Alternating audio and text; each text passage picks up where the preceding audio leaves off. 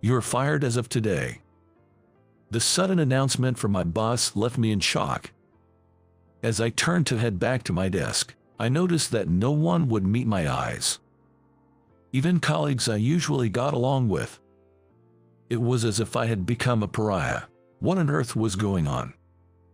Unable to find an answer, I started to gather my belongings to leave the company when I spotted a familiar figure of an elderly man. This man used to be homeless. Why is he here?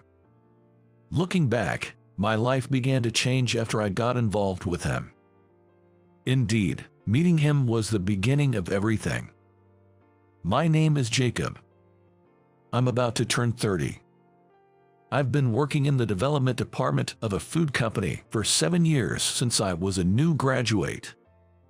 Initially, I was excited to land a job in a field I was interested in and started with great enthusiasm, but I haven't been able to make a significant step at the company and am considered a lackluster employee. As such an underachiever, I found no joy in life. One day, I was summoned by my boss, Thomas. Being called in by Thomas was a daily occurrence, usually for a lengthy lecture, so I was genuinely dreading it. What is this proposal? It's completely unacceptable. I'm sorry, could you please specify what exactly is unacceptable? Huh? You're supposed to figure that out yourself. I'm sorry. That's the problem with the uneducated.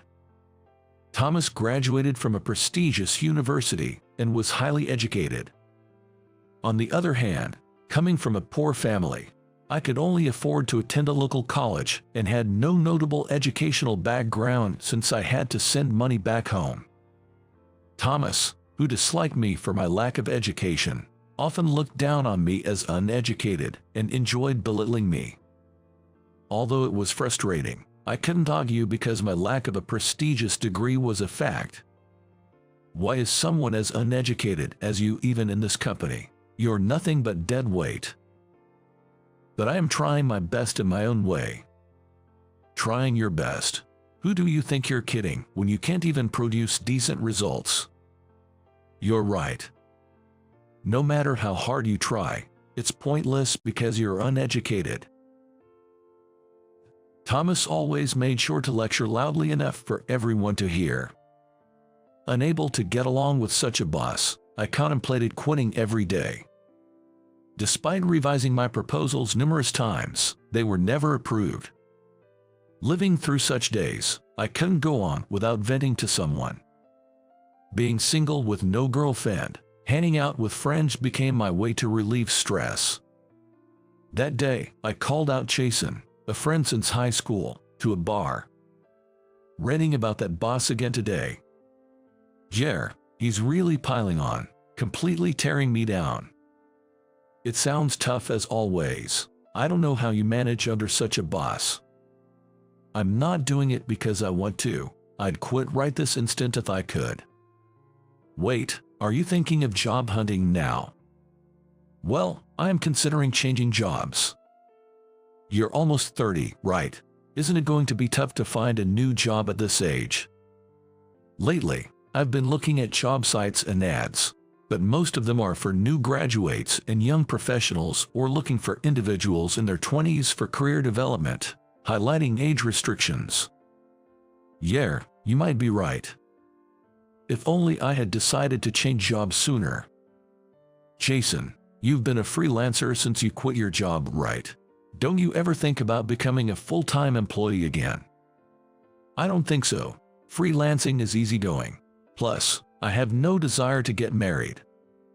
I do want to get married someday though. Then wouldn't it be safer to stay at your current company? I guess so. Or what about transferring to a different department? But the department I'm in now is the closest to what I want to do, if only it weren't for that boss. At times like this, I wish the troublemakers were the only ones who got transferred. Exactly. I wish I could go to work tomorrow and find that my boss is gone. As we exchanged such thoughts, the drink seemed extra special, and we couldn't help but drink more than intended. Knowing that it would affect my work the next day, I still couldn't stop because I was having too much fun, and we continued drinking past the last train. The day after drinking with Jason. As expected, I was plagued by a hangover and couldn't focus on work at all. Perhaps because of that, I felt like Thomas was picking on me more than usual. His verbal abuse was terrible, and he even told me to just go home. I really wanted to leave, but lacking the courage to do so, I tried my best to work. Of course, I couldn't finish my work by the end of the day, and before I knew it, it was almost time for the last train. I don't think I've ever felt more uncomfortable at the company than I did today. When I finally caught the train and got off at my station, it had started to rain. Since I always kept a foldable umbrella in my bag, I took it out and headed home. On my way home, I found a young man crouching in the rain. His hair and clothes were soaking wet, and he seemed to be shivering from the cold. I couldn't just walk past him, so I offered him shelter under my umbrella. "Are you okay?" "I'm fine, really." "Don't you want to go home?" "I don't want to." "How about coming to my place then?" "What?" "Oh, I'm not a weirdo or anything. I'm just worried about you. Maybe you could at least take a shower. Then, I'll take you up on your offer." Sharing an umbrella, we headed to my place. The young man's name was Michael. He's an 18-year-old high school senior. He's a student preparing for university entrance exams and seems to have gotten caught in the rain while looking for a place to go after prep school. Upon arriving home, Michael immediately took a shower. When I checked his clothes to wash it, his ID card was in the pocket, and I found out that he attends a high school known for its high academic standards. "Thank you for letting me use the shower." "No problem, I'm washing your clothes right now." "I really want to thank you, but I don't have any money or anything on me right now." "It's okay, kids should take advantage of adults' kindness." "I'm 18, so technically an adult though." "Well, technically yes." We continued to make idle chat, but I became curious about Michael's circumstances and started asking him questions. "Why don't you want to go home?" "Actually, I lost my parents in an accident when I was 10. My uncle took me in, but he's overbearing and verbally abusive, and I just can't stand him." "So you didn't want to go home because of your uncle?" "Yeah, my uncle got married a while ago, and I got a stepmom. She's really kind, unlike my uncle." "Then shouldn't you go home?" "But lately, it seems like my stepmom also dislikes my uncle. She's been working from morning till late at night to save money in case they divorce." "I see. So your stepmom isn't home much?" "No." Just then, Michael's stomach rumbled loudly, echoing throughout the living room. Embarrassed, he turned red in the face. Realizing that I hadn't had dinner myself, I decided to cook something. Though I was anxious about whether he would like my dish since it was made with leftovers and based on my own original recipe. However, the moment he tasted the dish, Michael's eyes lit up. "What's this? It's really delicious." "I'm glad you like it." "What's this dish called?" "I've never had anything like it before." "It's kind of my own creation. I just threw together what I had." "This is your original dish. Jacob, you're really good at cooking." "Thanks. I do work in the development department at Golden Valley Foods, after all." "I've heard of that company. That's amazing. Actually, I want to become a chef myself." "Is that so?" "Yes, my father was a chef. I want to go to culinary school or university, but my uncle is against it." "I see. But you enjoy cooking, right?" "Yes, but I'm not very good at it. I'm worried whether I can get into my first choice culinary university." "That much?" If it's okay with you, could you teach me how to cook?" "Really?" I was certainly surprised by his sudden request. But being asked for help with something I loved didn't feel bad at all. "All right, I can do it on weekends. Really? Thank you so much. Later, we received a call from Michael's stepmom. She came to pick him up from my place. I'm sorry for any trouble my son may have caused you. Don't worry about it. It was no trouble at all. I'd like to offer something as a token of my appreciation. There's no need for that, really. In that case, why not have my mom join us for the cooking class? Cooking class. I explained to Michael's stepmom about the conversation I had with him. I couldn't possibly impose on you, Jacob. It's no trouble at all. If I can be of help to Michael, I want to. I'd like you to try the first dish we make in our cooking class. All right then. I'll be looking forward to it. Likewise, please take care. And so, our cooking classes began at my place the following week. Energized by the upcoming cooking classes, I started bringing my own lunch to work instead of eating at the cafeteria, as I had done until now. Waking up early was tough, but it saved money and allowed me to experiment with new recipes, killing two birds with one stone. However, it seemed not everyone was pleased by this change. Bringing your own lunch, how pathetic. I'm just trying to save money. The plight of the undereducated, earning so little they must skimp even on lunch. How pitiful. I don't see it that way. I had a steak sandwich along with soup, salad, dessert, and coffee as well. You need a meal like that to get through the afternoon, don't you think? That's unbalanced and a bit too much. I'm looking forward to seeing what kind of proposal someone who eats such a meager lunch comes up with. Not that I'm expecting much. In the end, the proposal I submitted afterwards was rejected again. What is this proposal?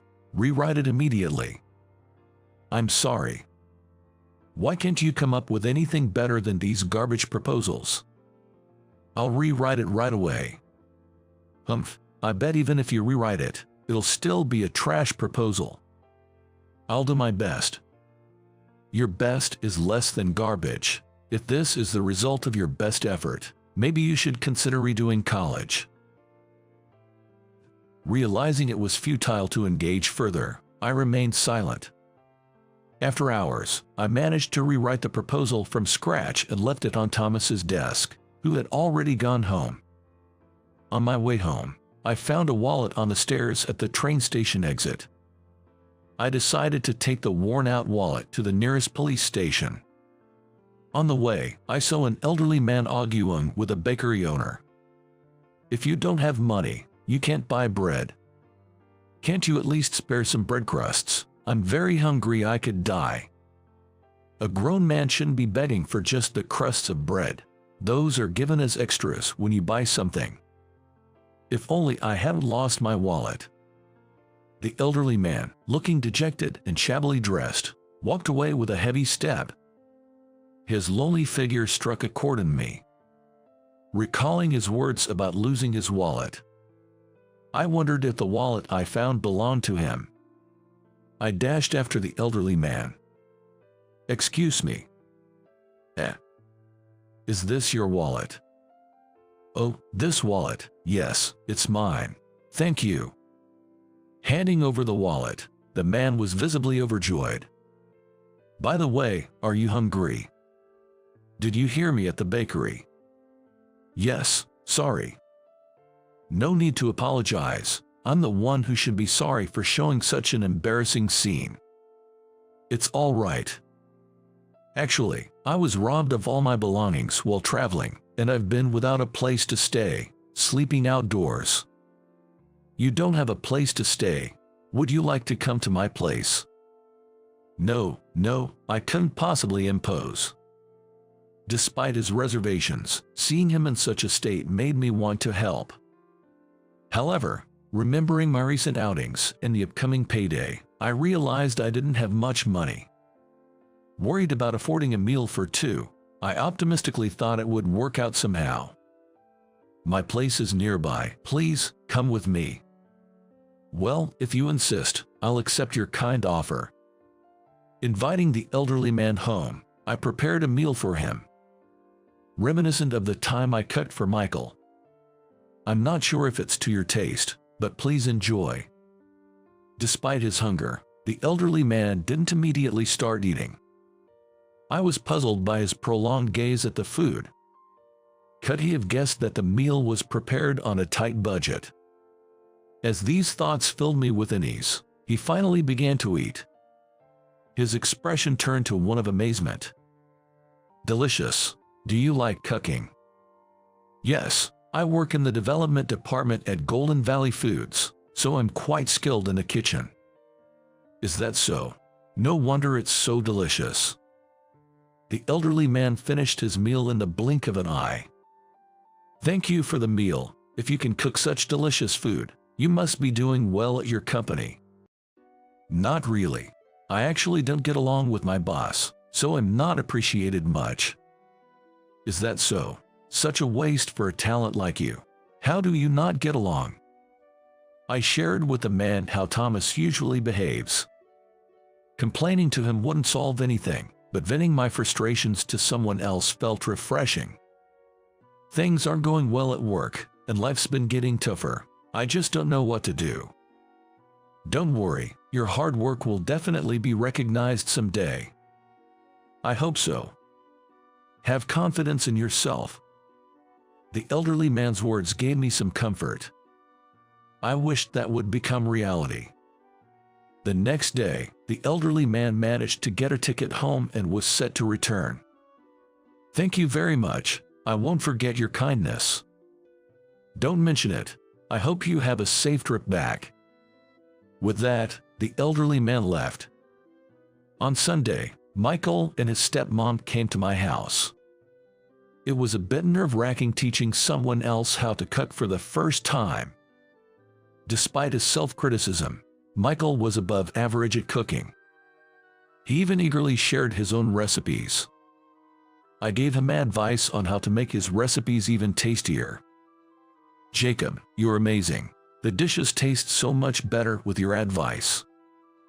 Do you think so? Definitely. It's really delicious. Thank you. Mom, try this dish. I made it. Yes, it's very tasty. Really? I'll work hard to make even tastier dishes. Watching the two of them warmed my heart. The cooking lessons continued for a while. When leaving, Michael's stepmom handed me an envelope with cash. Thank you for today. It's not much, but please accept it. No, I can't accept this. I hope you don't take offense, but I thought you might be teaching Michael to cook because you're struggling financially. She hit the nail on the head. Probably, the Spartan look of my apartment gave away my financial difficulties. Please accept it. We'll cover the cost of the ingredients from now on. It's okay. I'm doing this because I enjoy it. Jacob, you are so good at cooking. You could probably earn more if you changed jobs. I've thought about it, but I've decided to stick with my current company. I see. I have a feeling things will work out for you at work. I hope so. Do you work for a culinary company, Jacob? I work at Golden Valley Foods. Golden Valley Foods. Michael's stepmom seemed surprised.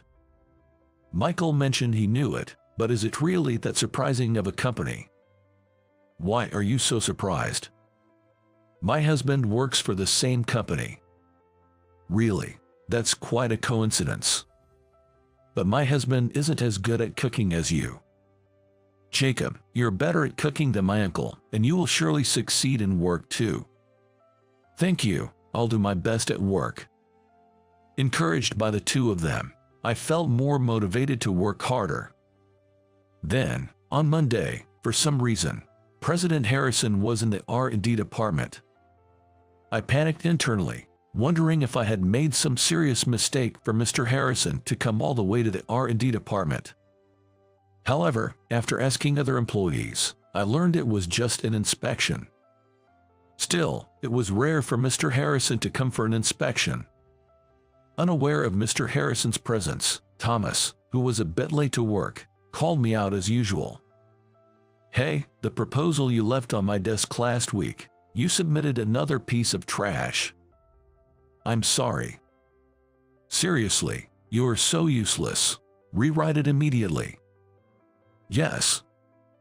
Thomas was about to throw the proposal I submitted into the trash can when Mr. Harrison intervened, seemingly interested in the content of the proposal.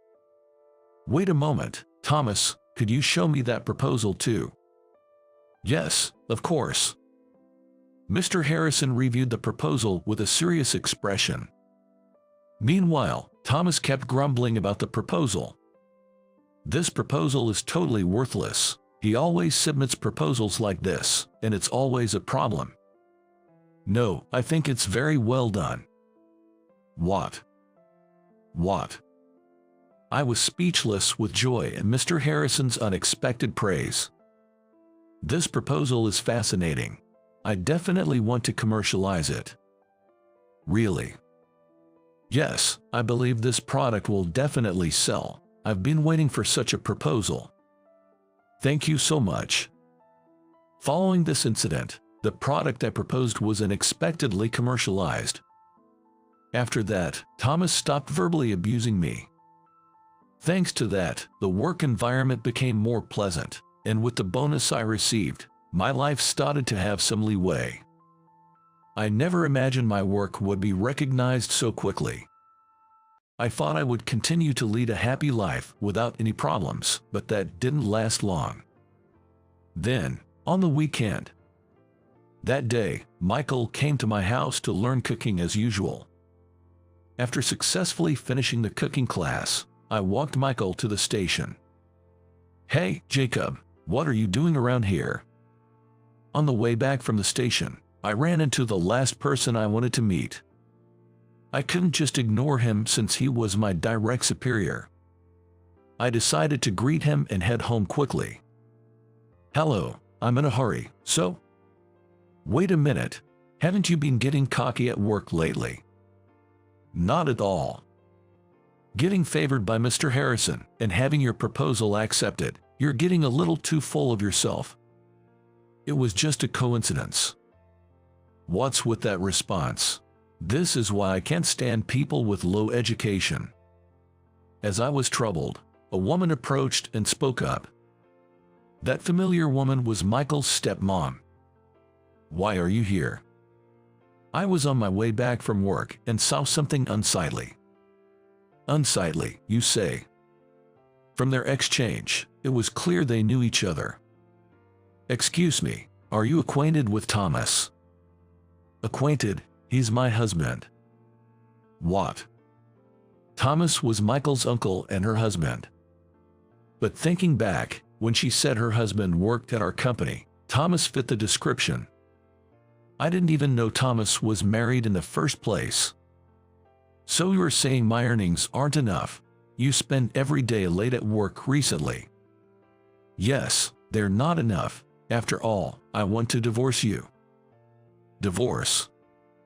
"I've been working hard to ensure a decent life after our divorce. I've been saving for Michael's culinary school tuition, which he's been wanting to attend." "What are you talking about? Michael is going to a prestigious university. Don't you get it? He doesn't want that." That reminded me, Michael had mentioned his uncle was opposed to him attending cooking classes. I felt an urge to say something in this situation. "Michael is very good at cooking. Please respect his dreams." "Shut up, you low-educated fool. I don't need your opinion." I recorded that. What? I wonder what would happen if I sent this recording to the company. It would be a big issue, don't you think? Damn it. If you don't like that, sign the divorce papers and stay away from Michael and me forever. Fine. Thomas reluctantly complied, looking frustrated. I thanked Michael's stepmom. "Thank you. I didn't do anything. I have to go finish the divorce papers now, so excuse me." "I'll remember this, Jacob." It seemed like I might have provoked Thomas even more, but for now, the issue was resolved. I never imagined that the next day would bring another incident. The next morning, I was immediately called by Thomas upon arriving at work. Was it about yesterday, or was it just his usual ranting? However, the reason I was called was unexpected. "You're fired as of today." "What? Didn't you hear me? You are fired." "Why all of a sudden?" "Look at this." Thomas handed me a termination notice. It stated that I was being fired for damaging the company's reputation. Reputation? Did I do something wrong? It's not about what you did. Foreign objects were found in the production line you supervised. Foreign objects? Yes, so as the person in charge, you're being fired. I had no memory of such an incident. Moreover, I had checked multiple times, so there shouldn't have been any chance of foreign objects getting mixed in. Wait, please, you can't just fire me all of a sudden. It's a good thing it hadn't gone to sale yet, but when we told our retailers, they said they didn't want to sell products with a risk of contamination, and the company lost credibility with its business partners. How are you going to take responsibility? The only option is for you to leave. This can't be happening. Unable to say anything back to Thomas's first glare, I packed my things and left the company that day. I didn't want to believe that such despair awaited me. The heaviness of my steps that day was beyond mere weight. I still couldn't believe it wasn't a dream. Walking alone, I almost felt like crying. As I was about to leave the company, an elderly man who had just come out of the same company called out to me. "Hey, Jacob. You're the gentleman from the other day. You're late. You seem down. What happened?" Actually, we went into a nearby cafe where I shared everything that had happened today with the elderly man. He listened intently to my story, showing genuine concern. However, after a while, he suddenly stood up in haste. If only I had been a bit earlier. "What do you mean?" "Sorry, I have an errand to run now, but let's talk more about this tomorrow." "Okay." The elderly man then hurried out of the cafe and caught a taxi. I was a bit disappointed, thinking he would listen until the end. Yet, his words "let's talk more tomorrow" caught my attention. Would the elderly man be around here again tomorrow? Pondering this, I walked home alone. From the next day, I started seriously looking for a new job. Previously, I had only casually browsed job sites, but now I began actively job hunting. Then, my doorbell rang. Upon opening the door, there was a large black luxury car parked outside. And there he was, that elderly man. "I need you to come with me to a certain place. Will you join me?" "Yes." Surprised by the sudden request, I quickly got ready and hopped into his luxury car. To my surprise, we ended up at my former company. But I was fired from the company yesterday. "Don't worry about that for now, just come with me." I followed him quietly. And we ended up at the president's office. "Excuse me, Mr. Harrison, may I have a moment?" "Yes, what can I do for you?" Mr. Harrison spoke respectfully to the elderly man, who seemed quite casual with him. "Who exactly is this elderly man? Did you look into this young man's situation?" "Yes, it appears to be the work of his direct supervisor, Thomas." "I see. Can you elaborate?" "It seems Thomas didn't take kindly to his achievements and sabotaged him. We found evidence on the surveillance footage." "Interesting. Please call this Thomas immediately." "Understood." I could hardly keep up with the situation unfolding before me. When Mr. Harrison returned with Thomas, Thomas seemed to realize the gravity of the situation and immediately apologized. "I'm deeply sorry. An apology won't suffice. What are you going to do about this?" "I won't ever do such a thing again." "That's the least you could do." Thomas, there's another person here you owe an apology to. Apologize to Jacob properly. Yes, I sincerely apologize. I never imagined the day would come when Thomas would apologize to me. His apology brought me some relief, but there was more to come. You've also been verbally abusive to Jacob on a daily basis, haven't you? How did you know that? Your ex-wife provided the testimony. It turned out that the recording I made had been submitted to Mr. Harrison by Michael's stepmom. After causing such problems, you cannot stay in this company. You're the one who's fired. Please, anything but that. Don't be ridiculous. Eventually, Thomas was officially fired. On the other hand, my innocence was proved, and I was able to return to the company. By the way, who exactly are you? I'm actually the chairman of Starlight Retail Company, a major retailer, and the chairman. Yes, remember when Mr. Harrison visited your department for an inspection? That was on my advice. I'm glad it was helpful. I had no idea. Thank you so much. I expect many more interesting products from you, Jacob. I have high hopes. I'll do my best. Ultimately, the product became extremely popular, gradually increasing transactions and restoring the company's reputation. Additionally, I was promoted and began to lead a more affluent life. As for Michael, he successfully got into culinary school and is now happily living with his stepmom. And I still occasionally meet up with the elderly man, for whom I cook meals.